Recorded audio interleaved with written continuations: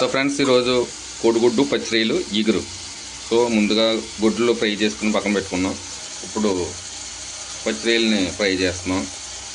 వీడియోలు ఎంత తగ్గించడం కోసం ఇంకా మీకు అన్నీ చూపించట్లేదు. సో సింపుల్గా తేల్చేద్దాం వీడియోని. సో కర్రీ అయితే మాత్రం చాలా బాగా వస్తుంది. ఇలా ట్రై చేయండి ఒకసారి. ఎగ్స్ ముందుగా ఫ్రై చేసి పక్కన పెట్టుకుని పచ్చిరొయ్యలు ఫ్రై చేస్తున్నాం. సో ఫ్రెండ్స్, రొయ్యలు ఆల్మోస్ట్ వేగిపోతున్నాయి. ఇప్పుడు ఇందులో ఆనియన్స్ వేసుకుని వేపేసుకుందాం. సో ఆనియన్స్ వేగేయడానికి రొయ్యలు కూడా కరెక్ట్గా ఎగుతాయి అనమాట. సో దీనివల్ల ఏంటంటే మనకి టైం సేవ్ అవుతుంది. మళ్ళీ రొయ్యలు తీసి పక్కన పెట్టకూడదు. సో ఫ్రెండ్స్, ఆనియన్స్ వేగినాయి. ఇప్పుడు మనం టమాటా పచ్చిమిర్చి వేసుకుని మరి కొంతసేపు వేయించుకుందాం. సో గాయస్, ఇప్పుడు అయితే ఇవన్నీ వేగాయి. ఇప్పుడు అల్లం వెల్లుల్లిపాయ పేస్ట్ వేసుకున్నాం.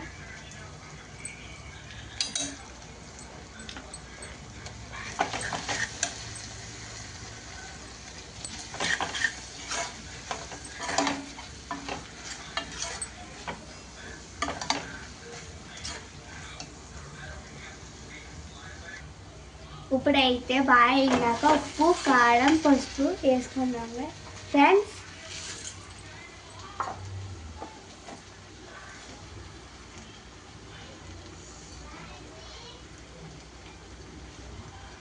వస్తున్నా నాకు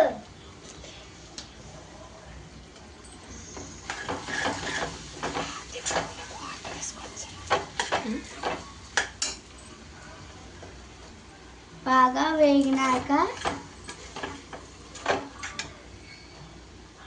మంచినీళ్ళు వేసుకుని ఒక 5 నిమిషాలు మూత ఎట్టుకుందాం గైస్.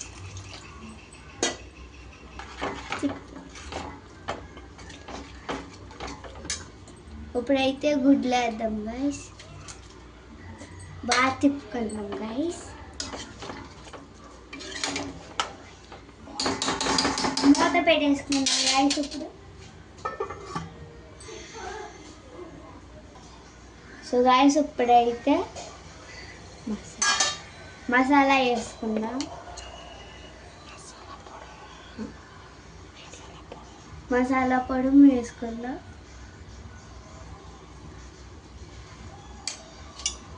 ఇప్పుడు బాగా తిప్పుదాం.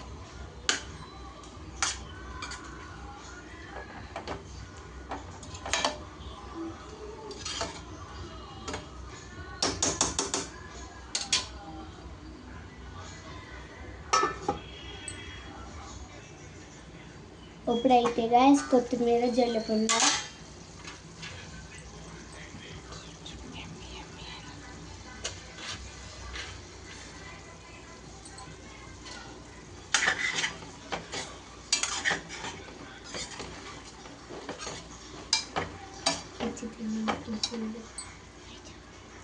కొత్తిమీర కూడా వేస్తాం.